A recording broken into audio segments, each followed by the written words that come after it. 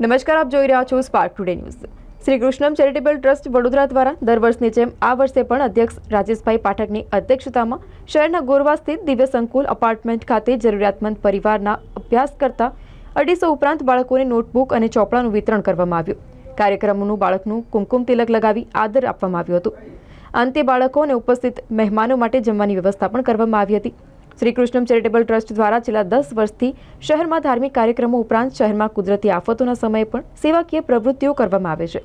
ત્યારે ચોપડા નોટબુક વિતરણ કાર્યક્રમમાં શ્રી કૃષ્ણમ ચેરિટેબલ ટ્રસ્ટના અધ્યક્ષ રાજેશભાઈ પાઠક, ગીતાબેન પાઠક, ઉદ્યોગપતિ અનિલ મિશ્રા, દક્ષેસ એન્જિનિયરિંગના દક્ષેશ પાઠક, સાંઈબાબા વિદ્યાલયના ટ્રસ્ટી એલજી પાંડે, સર્વેશ મિશ્રા, કૃષ્ણા હિન્દી વિદ્યાલયના પૂર્વ શિક્ષક રાજેશ મિશ્રા, એકે તિવારી, એચ.એ. શુક્લા અને आनंद शुक्ला साथ देवेंद्र उपाध्याय सहितना आगेवानो विशेष उपस्थित रहा था। ये गोरवा अमर कार के बाजू में कृष्णा चेरिटी ट्रस्ट के द्वारा आयोजित किया गया है।